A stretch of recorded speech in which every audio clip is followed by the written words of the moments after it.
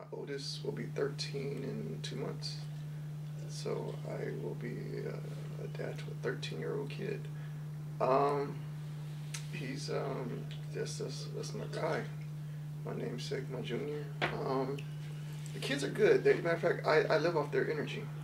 I have to borrow their energy. So the time that I do get them, I have to absorb enough of their energy within me, so I can push and be encouraged to fight.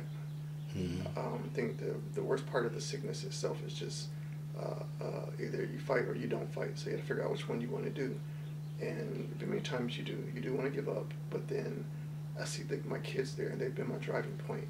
And I figure, and I was even telling mom, like, you know, if this sickness is here to make me a better man, and will strengthen and keep a strong, stable relationship between me and my kids, then I'll bear that cross. You know, where they sit there and they've seen me on some of my worst days, just sit there laid out, but they know I won't leave them hanging. So like, yeah, guys, I'm coming to see you, and I just don't show. I don't do that. Sick, I can use that as an excuse. I won't use that. I will go pick up my kids. I will be with my kids. I mean, they ask me questions. You know, Dad, what's going on?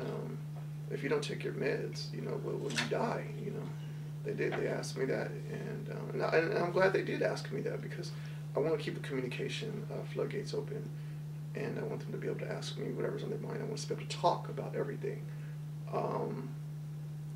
And I talked to them about, you know, guys, I had that surgery, and I have rods in my back and pins and whatever they call them, all that stuff in my back.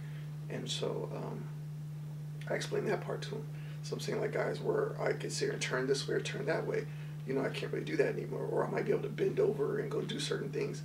I can't do that anymore, really. So what happens here is, I'm asking you to bend over. That's because I can't get down there as easy as you guys can and get right back up. Yeah. I get down there and I've been gonna fill out or something.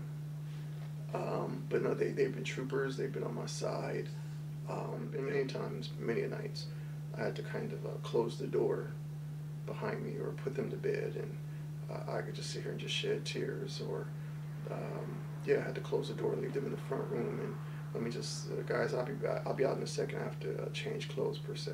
And I'll just lock the door, and I'll have to just shed a few tears. Because I find myself at my weakest moments. And is that also from a high level of pain or more emotional? Some of both. Right. You know, sometimes I can get emotional just on the fact that I've been dealing with this for so long that I look for the day where where this is just a mere testimony.